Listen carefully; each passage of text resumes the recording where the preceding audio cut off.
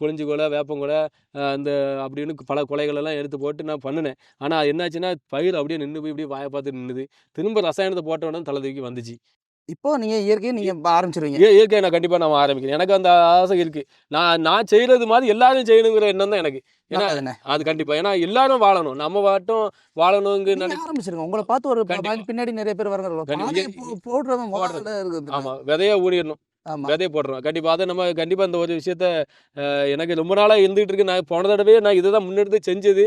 அதில தோத்துட்டோம்னு சொல்லி விலகி என்ன செய்ய மண் இப்படி ஆயிப்போச்சே அப்படின்னு.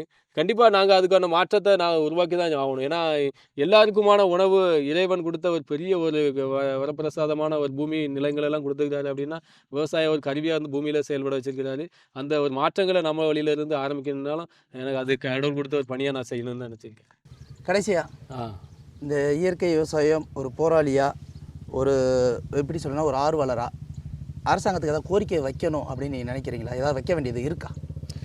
அதாவது இப்போ எப்படின்னா, இப்போ ஒரு விவசாயி இருக்கான்ல, விவசாயி வந்து அவனோட உடம்பு கண்டிஷன் வந்து 100% பெர்ஃபெக்ட்டா இருந்தா மட்டும் தான் அவனால விவசாயம் பண்ண முடியும். இன்னொன்னு அவனுக்கு ஏதாவது கையில, கால்ல அடிபட்டாலோ அவனால விவசாயத்துக்கு ரன் பண்ண முடியாது. வயலுக்கே போ முடியாது. வீட்ல தான் இருக்கணும். முடங்கி கிடப்பான். ஆனா இதே மாரி அவனுக்கு இப்ப பென்ஷன் கிடையாது, சம்பளம் கிடையாது.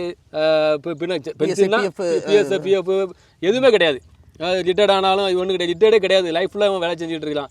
ஆனா இவனுக்கு எந்த ஒரு லாபம் என்ன அப்படின்னா, விவசாயத்துல என்ன கிடைக்குதோ அதற்கான சாப்பிட்டு வாழ்ந்துட்டு இருக்கிறானே தவிர, மத்தபடி வேற எதுவும் கிடையாது. ஆனா இதே இது என்னன்னா, மற்ற இடங்கள்ல கம்பெனிகள்ல வேலை செய்றவங்களுக்கு அவங்களுக்கு வந்து இஎஸ்ஐ, பிஎஃப், மாசம் சம்பளம் முடிஞ்சா எக்ஸ்பீரியன்ஸுக்கு தகுந்த போல இதில் கிடைக்கும், பெனிஃபிட் கிடைக்கும், எல்லாமே இருக்குது.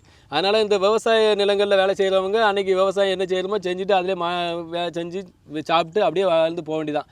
ஆனா வெளி இடங்கள்ல இருக்கிறவங்க நல்லா வசதியா வாழ்ந்துட்டு இருக்காங்க. ஏன்னா